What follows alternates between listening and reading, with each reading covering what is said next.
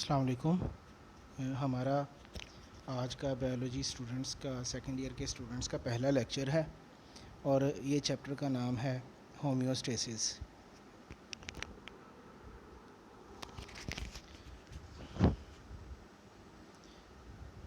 Homeostasis की सबसे पहले डेफिनेशन और इम्पोर्टेंस हमने देखनी है।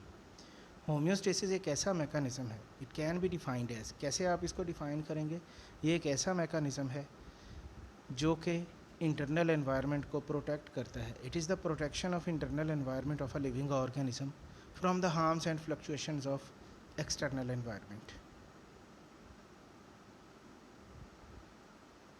बेसिकली ये मेंटेनेंस का नाम है, ये इंटरनल एनवायरनमेंट्स को मेंटेन करने का नाम है। So the maintenance of constant internal aqueous environment of a living organism is called homeostasis. Homeostasis basically कैसे काम करता है, ये बॉडी के इंटरनल एनवायरनमेंट में आने वाली फ्लक्चुएशंस को रिड्यूस करता है, मिनिमाइज़ करता है with the help of different control systems. How is it important, इसकी अहमियत क्या है, इम्पॉर्टेंस इसकी क्या है। तो ये कॉन्स्टेंटली चेंजिंग एनवायरनमेंट में किसी भी जानदार की सेंट्रल रिक्वायरमेंट है। ये इंटरनल फ्लक्चुएशंस को एक नैरो लिमिट में मेंटेन करता है as compare to the external fluctuations. Homeostasis जो है ये कैसे काम करता है, this is done with the help of various control systems.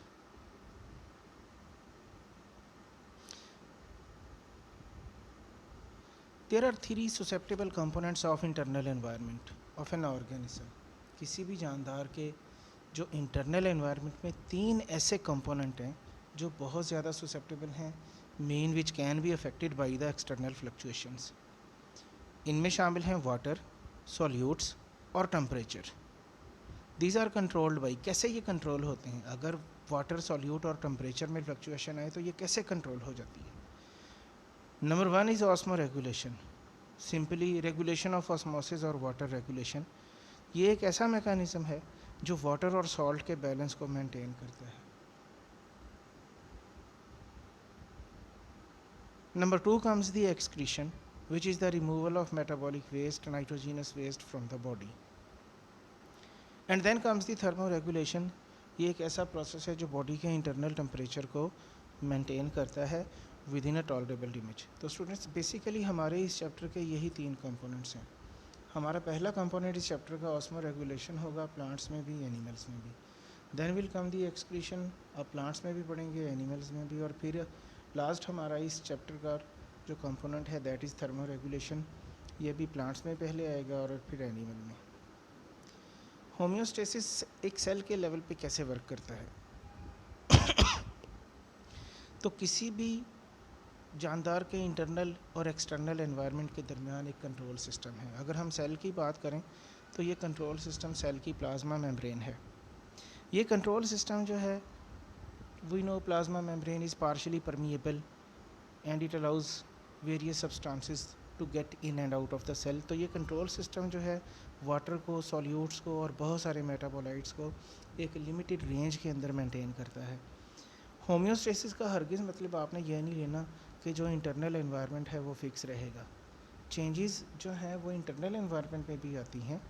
It homeostasis जो है ये सिर्फ इन चेंजेस को स्पेसिफिक रेंज में मेंटेन करने का नाम है, और ये स्पेसिफिक रेंज जो है ये किसी भी जानदार के नॉर्मल फंक्शनिंग के लिए ज़रूरी है। फॉर एग्ज़ाम्पल अगर हम वाटर अवेलेबिलिटी की बात करें तो पानी की अवेलेबिलिटी जो है ना ये फ्लक्चुएट करती है। एक्सटर्नल एनवायरनमेंट में पानी फ्लक्चुएट करता रहता है, एक्सटर्नल एनवायरनमेंट में पानी की जो है वो बहुत ज़्यादा हो सकता है। There may be abundant water supply या फिर आलमोस्ट ज़ीरिक और ड्राई कंडीशंस भी हो सकती हैं। लेकिन दूसरी तरफ अगर आप बॉडी के इंटरनल एनवायरनमेंट में देखें तो बॉडी के इंटरनल एनवायरनमेंट में जो वाटर क्वांटिटी है it is maintained in response to abundant water supply और एक्सट्रीम ड्राई कंडीशन।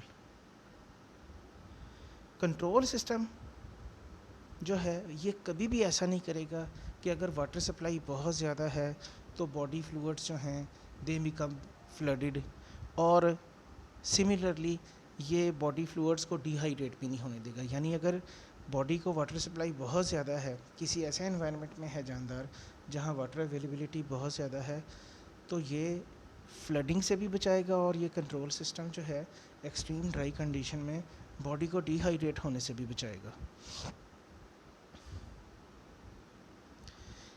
इसी तरह इन तमाम जानदारों के अंदर तमाम लिविंग ऑर्गेनिजम्स जो हैं they have adaptations.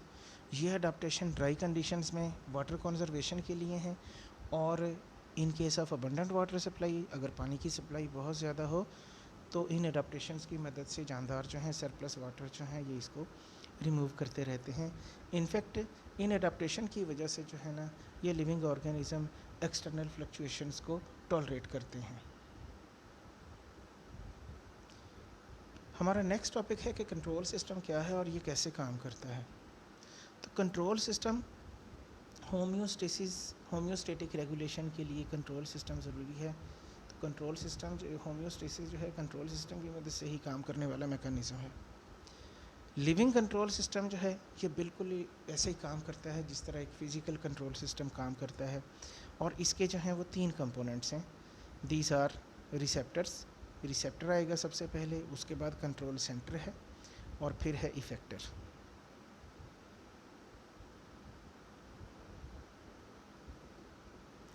Physical control system like आप टेम्परेचर कंट्रोल सिस्टम ले सकते हैं। इसमें सेंसर का काम थर्मोमीटर करता है। सेंसर का काम क्या है? इसका काम ये है कि इसने जो है टेम्परेचर के एक सेट पॉइंट्स से ऊपर या नीचे आने वाली चेंजेस जो हैं उनको मॉनिटर करना है।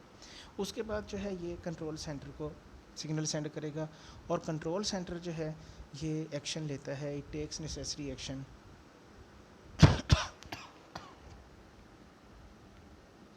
इसी तरह एंडोथर्मिक एनिमल्स जो हैं they have a set point of temperature. Human की अगर हम बात कर लें, ह्यूमन का बॉडी टेम्परेचर 37 डिग्री सेल्सियस जो है ये ह्यूमन का सेट पॉइंट है।